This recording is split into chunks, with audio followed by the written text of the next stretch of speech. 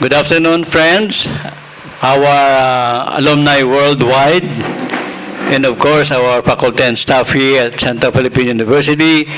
We would enjoin you now to watch our fifth edition of Looking Forward. Today, I would like to introduce to you one of our brilliant deans, no other than Attorney Alex E. Alibogha of the College of Nursing. Sir, good afternoon. Good afternoon. I would like to mention his achievements, and as a BS Nursing graduate, he was magna cum laude in 1992. Tono, sir? Yeah, that's correct. Okay, congratulations. Ninth place, sir. June 1992 Nursing Board Exam.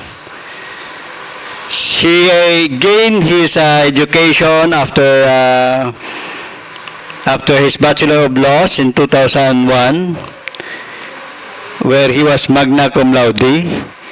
He proceeded to his Master of Law in 2017 at San Beda.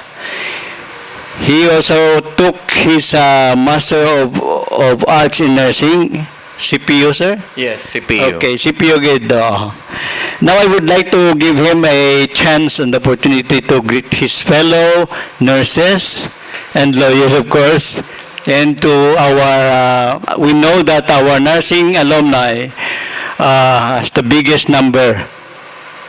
That's correct. That's correct. And they're mostly found in the U.S. and Canada. So, sir, would you like to greet them?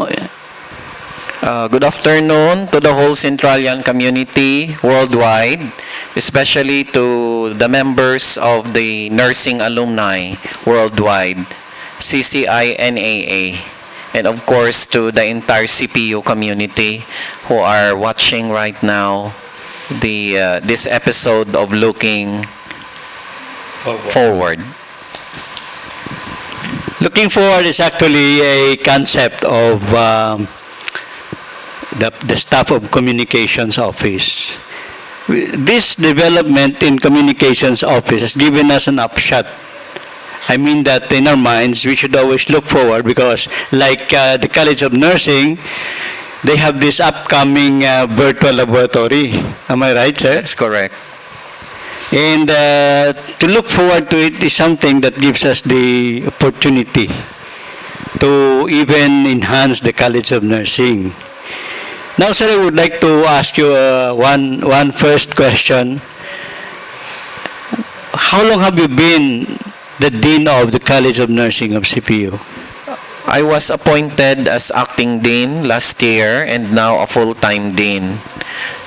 Prior to that, I was associate dean in 2016.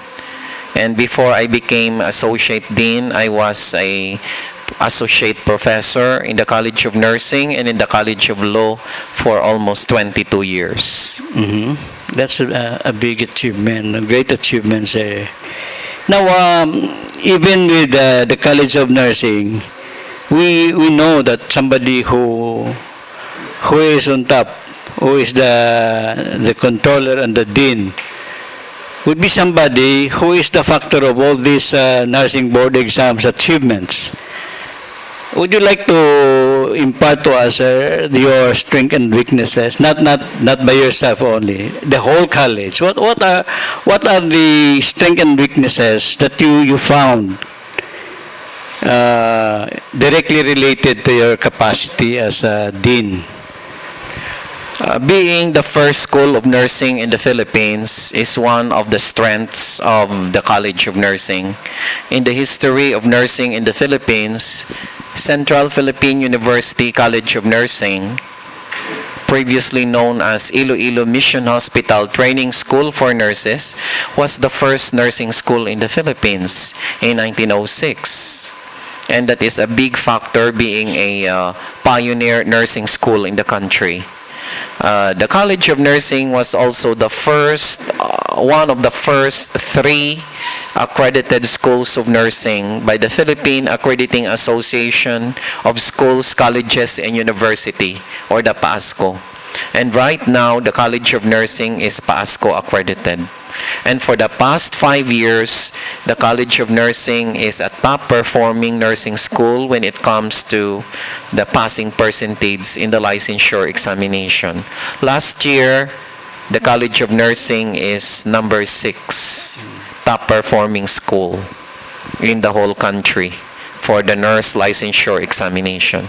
Of course, the well-trained and qualified faculty members who are 100% full-fledged master's degree, and some are having their doctorate degree in nursing, are considered assets for the improvement of the College of Nursing. And of course, a strict admission and retention policy of the If college. you don't mind, sir, I would just like to insert this question. Yes, we understand you're a lawyer as well. So what makes you the dean of the College of Nursing? Why did you choose to lead the college? You know, the College of Nursing and the nursing profession is considered a unique profession.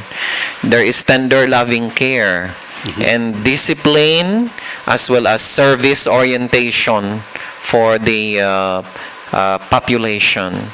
That's why I don't want to exchange any other profession with nursing, because of what we call altruism or concern or service for the welfare of others.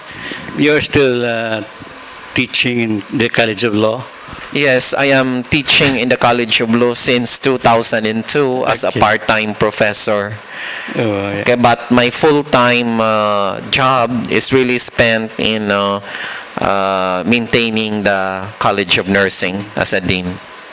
Before we go to the streamlined questions, what do you think is the profession where you have to become stressed? Is it being lawyering or being the dean of the College of Nursing? Lawyering is more stressful than nursing, okay, because it entails a lot of mental and intellectual work, plus court appearances, okay. You need to prepare ahead of time, and you need to be ready for any problems you have encountered in court, plus clients to attend to. Compared to the College of Nursing, that you are dealing with the faculty and the students. If it is in the hospital, you are dealing with the patient. So you can enjoy rendering services to the patients if you are a Are nurse. the nurses enjoyable people? Yes, they are happy and they are always caring. Anyway, we're so happy for the past few years that we are getting higher in terms of results in achievements, especially in the national board exams. How many college students do we have now in the nursing department? Right now, we have more than 500 students in the College of Nursing, with first-year students being the majority, having close to 300. For our Level 2, we have more than 40. For Level 3 students, we have one section also. And for the fourth-year students, graduating students, we have 160. That's not including the other medical units. The other medical units, they are separated already from the College of Nursing. Dentistry, what is that? Pharmacy. Do we still have Pharmacy, medical technology, Yes. they have their own separate entity already. The College of Nursing was already separated as a separate college. that? Would you like to refresh our viewers about our rank in the recently concluded nursing board exam? As I have mentioned previously, CPU College of Nursing was top 10 among the top 10 performing schools in the nurse licensure examination for the past 5 years. Last year, the College of Nursing is number 6 top performing school In the Philippines. in the whole country. Okay. So can you give us some of the achievements of the College of Nursing during your watch? I mean, when you started, when did you start being the dean? I started last year as an acting Okay. dean, 2017. So Now, that short span of time, we know that you have a lot of achievements. So can you name some of those? One of the achievements, of course, number one is being a top performing school. Okay, last year, number 6 top performing school in the nurse licensure examination. The College of Nursing has strong points also when it comes to research undertaking.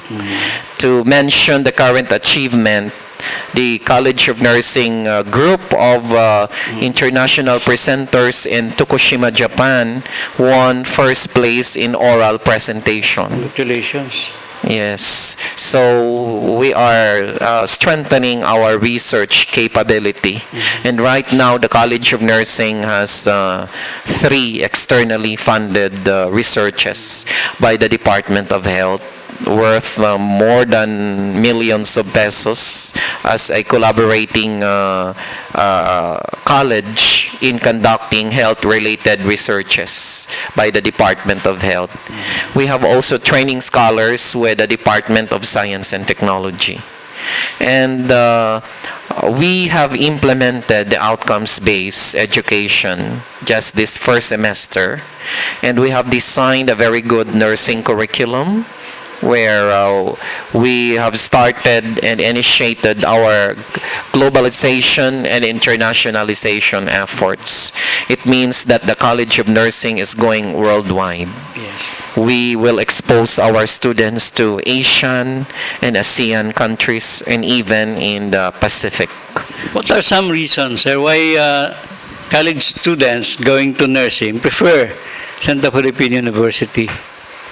Of course, Central Philippine University, being a pioneer nursing school, the first school of nursing in the Philippines, is one big factor why students would like to enroll in the College of Nursing. Second, we have a very strict admission and retention policy.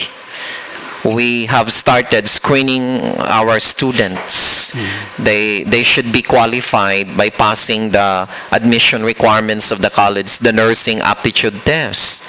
And third, we have, of course, a well-equipped skills laboratory and master's degree teachers who are trained in their special fields of endeavors. And of course, the training and the discipline and the values imparted to the students as a Christian Centralia nurses is one of the big factor while we attract prospective students who would like to enroll in the nursing profession. So speaking about enrollment, do we have some increase this year? Yes, How we many have an percent, sir? increase. For the past 3 years, we only have 1, 2, or 3 sections. Right now, we have 8 sections in the College of Nursing. And how do we maintain competency in the College of Nursing? We maintain competency, of course, by following the standards set by the Commission on Higher Education. So we always abide with the minimum requirements, even more than what is required by the CHED and the Professional Regulations Commission. So we always follow the standard curriculum, then we add some of the subject to innovate and to enhance so that it will enrich the learning experiences of the students. And second, we have a very strict admission and retention guidelines or policy. Third, we have our base hospital, Iloilo Mission Hospital, and we are affiliated with all other affiliating hospitals, public and private, so that the learning experiences of our students in the clinical area, will be enhanced and threaded through from classroom instruction. What is being taught in the classroom is being practiced in the skills laboratory, and then practice actually with the patients in the hospital in our affiliating agency. And the faculty members are being sent to training, and they are required to have certifications and specializations so that they will properly guide the students in their learning experiences. Is it true that any nursing graduate here could not just readily go abroad, or before going abroad they should done how many years of service to our country? Oh, it's not really a requirement that they have to render 1 year of service. They can go abroad, but they have to equip themselves with all the exams needed. Like when they go to the United States, they have to pass the IELTS, they have to pass the CGFNS or the NCLEX. And most recruitment agencies and hospitals abroad, they require at least 1 year of experience. That's why they need to do some enhancement for at least 1 year experience in acute care settings so that they will be qualified to apply abroad. So it's not really true that our doctors are required, or it would be a must for them to render first. Somebody before, I've heard it's 2 to 3 years. Now Yeah, you're saying that it's not really a requirement. Yes, before they are required rural practice for 1 Yeah, year, right. but now it's not a requirement under Republic Act 9173. So in your desire and efforts to evolve into a greater department or greater nursing college, is it not affected also by the performance of other schools? If you don't mind. Oh, we are competitive also in terms of the passing percentage in the nurse licensure examination. That's why we would like always to maintain our standards for our failure policy, for our admission and retention, fulfilling the competencies and the standards required by the CHED and the PRC, so that we will be at par with all other schools also in the country. This is evident by our school being a top performing school also. How in do the you country. feel? How do you feel when, for example, a second-year nursing student cannot meet up the standard grades? And is it really the pattern that you have to send them off to other schools? Oh, it depends upon what is the problem of the student. We have one failure policy in our new admission and retention guidelines. After a failure, you readily After a advise. failure of the second failure, they will be advised to transfer because we are very strict with our policy. One failure policy only for the current first year students. But for second year, third year, and fourth year, we have two failure policy. Do you feel bad about it? If, for example, you have a lot of students who are not really meeting up and they have to go to Bacolod or whatever other schools. Yeah, that's the main reason why we would like to screen the students upon entering first year, because we don't want also to drive away our students, because we want to maintain them while not sacrificing quality with quantity. So one innovations that we have right now, first of a kind, is in the college is we screen the students already. They have to pass a battery of exams like the placement exams of the university. We have the nursing aptitude test. We have the psychological test. Where are the areas that these students fail? Oh, they would usually fail in major nursing subjects like medical surgical nursing. That's really a pattern that most of them, they failed in their medical surgical nursing lectures. Okay? This subject is really very hard. But if they are just diligent, they listen to the teacher, okay, they would pass the subject. That's why the focus now of our admission and retention is more on the aptitude of the students. We give the nursing aptitude test even in first year to determine their ability and capability to sustain higher years of learning in the college. What are the common or most of the areas of concern that you observe, and how do you approach this problem, sir? One of the area of concern is, of course, behavioral problems of the students. we encounter some behavioral, emotional problems maybe along the way, but our committee is very strong. We have the guidance and discipline committee, and we have strong collaboration with the guidance services office of the university, and we are conducting series of psychological, emotional, and temperamental examination, so that these students will be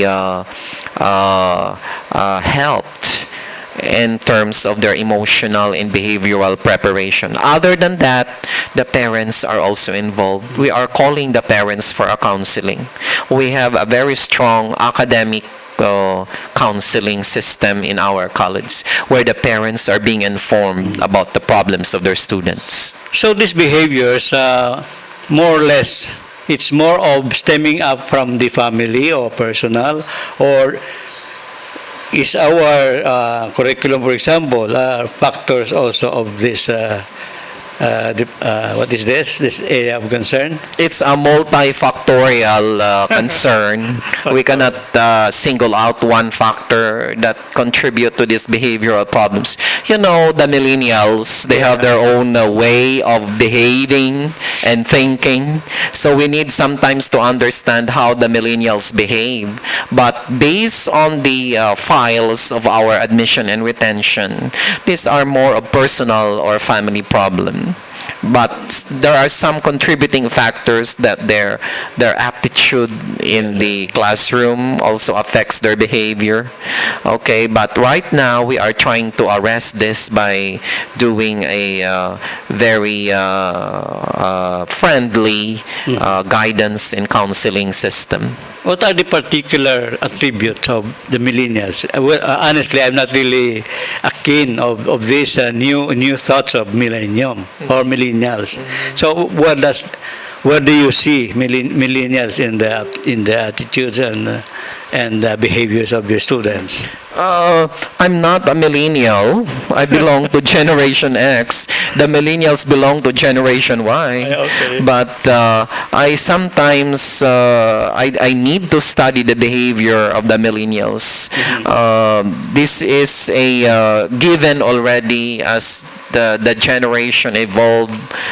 There are some unique features or characteristics to the millennials. One of this is that they are very happy-go-lucky if you don't know how to guide them, because they wanted to do activities when it comes to technology only, like gadgets, telephones.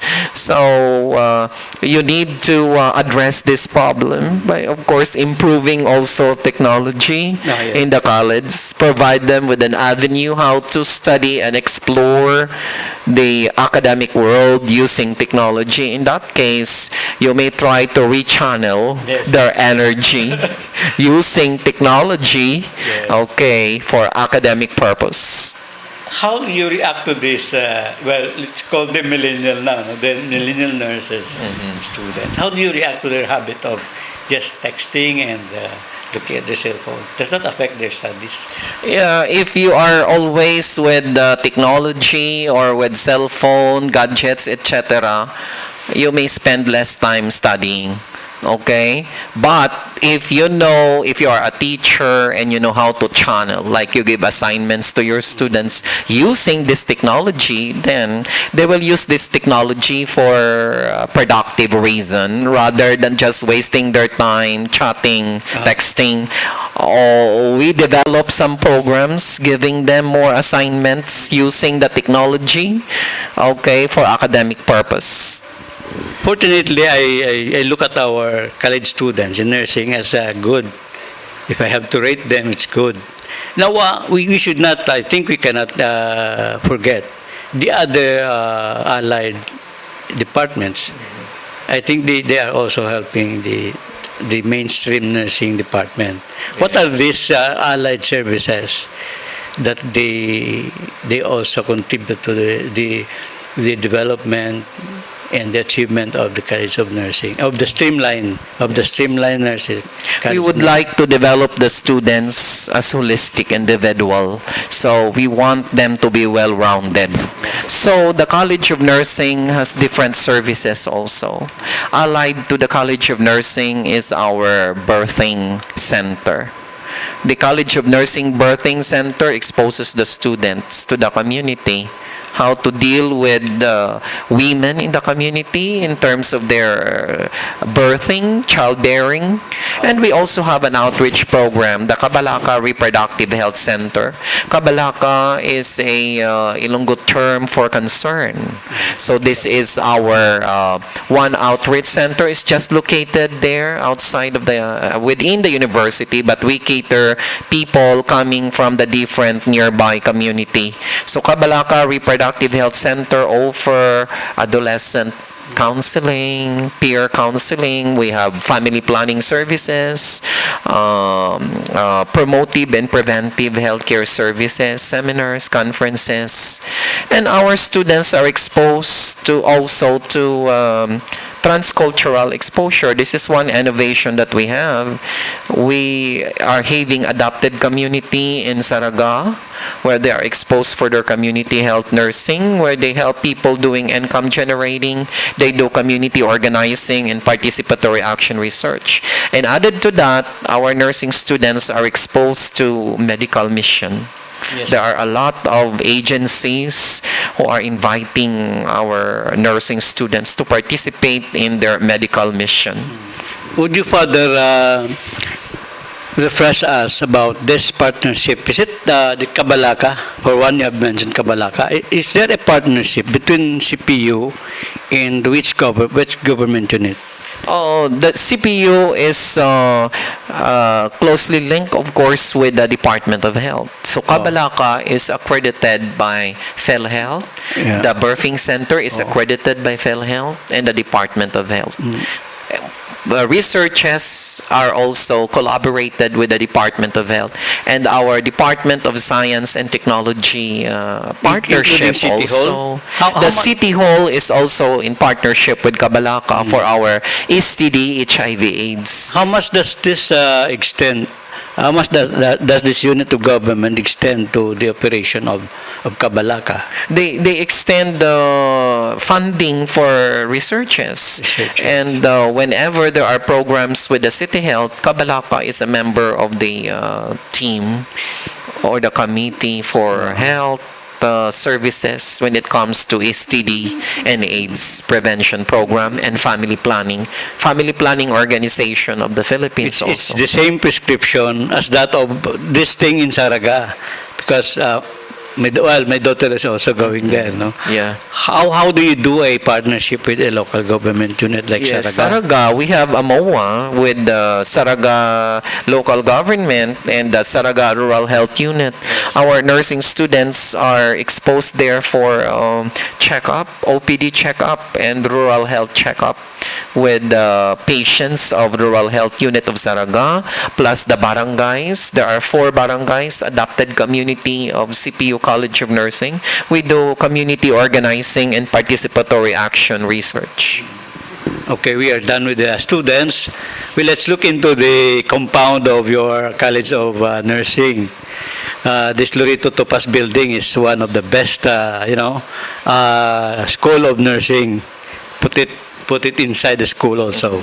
What are your plans with regards to this? Do you have some extensions of the building, or are you going to have more or less programs and projects that would involve also the community around CPU?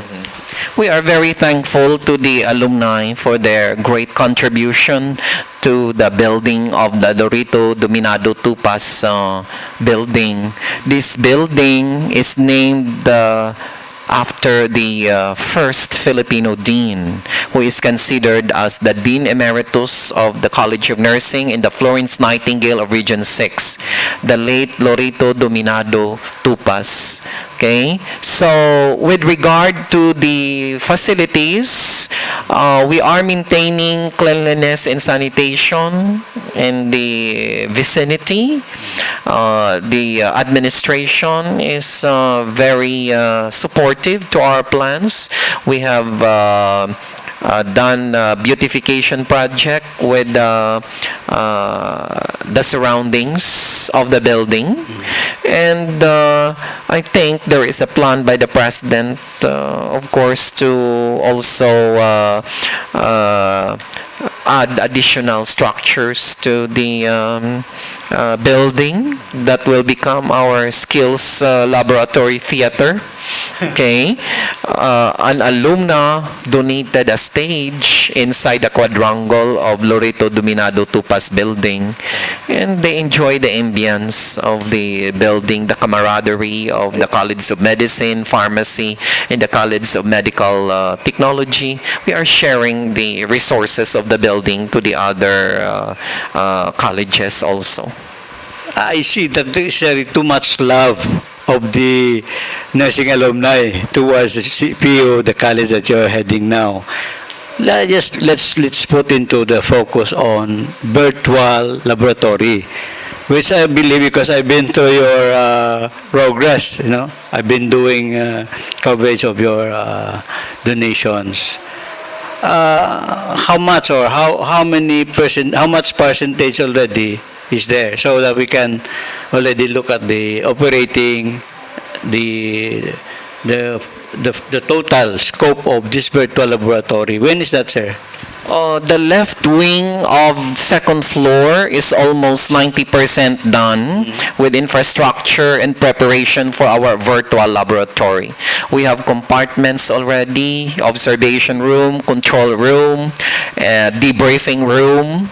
Apollo, our virtual lab mannequin, already arrived last Monday, and we are preparing to install our state-of-the-art world-class virtual laboratory, so that the students can enjoy and can enrich their learning experiences. We are very grateful to the alumni all over the world for sharing their generous donations to our virtual laboratory campaign. Our phase 1 is already 90% done, and maybe by late October or November, we are going to dedicate our virtual laboratory. We are going to show you, we will have an open house of how the virtual laboratory looks like. Okay, so this is one of a kind in Region 6. Will this just be consigned to one department? I mean, your nursing department itself. How about the others? The bio, the other science departments, nursing units, for example, the med tech. Would they also avail of the? How would you also enjoy that? The College of Medicine can utilize the virtual laboratory, because our activities, even the doctors. the doctors, yeah, because most of our nursing activities are akin to the medical care also. Other colleges may want to Dentistry? dentistry. We don't have dentistry here. No more. Yeah, we don't have. Okay. The pharmacy and the medtech, they may also utilize some of our models there for their activities. And this virtual laboratory will not be confined only to the College of Nursing of CPU. One of the purpose of this is to share also the resources to the other colleges who would like to establish consortium with us through a memorandum of agreement or memorandum of understanding, that they may want to expose their students to our virtual laboratory for a minimal fee. So everyone who will use that would have to certainly pay for for the usage. The outsiders, they have to Outside. pay You mean a other minimum schools? fee. Other schools, they may want the sharing of resources is very important as we are applying for Center of Development or Center of Excellence. If you are tagged already as Center of Development or Center of Excellence, you need to share resources with the other schools so would that they will develop. That even makes it popular for CPU, right? Yes, we are Because- not yet 100% done with our virtual laboratory. There are other schools already in the region who have intimated their desire But to you would be the establish a first. consortium with That us. will be the first. We will be the first here in the region. Yeah, okay. I believe our friends there abroad, especially our nurses, I believe you are so happy to listen, to hear this good news from Attorney Salex. So I would give him more time to express his thanks to the donors and our nursing chapters in the U.S. Sir? Thank you for this opportunity this afternoon to share insights and developments in the College of Nursing. Thank you for forging our efforts towards developing the first school of nursing in the Philippines. We are very grateful from the bottom of our hearts to all the Centralian nurses abroad, worldwide at that, okay, for sharing their resources, for their generous hearts in sharing their donations to our phase 1 of the virtual laboratory that is already 90% done. And we are looking forward for more sharing from other alumni abroad for our phase 2 of this virtual laboratory project.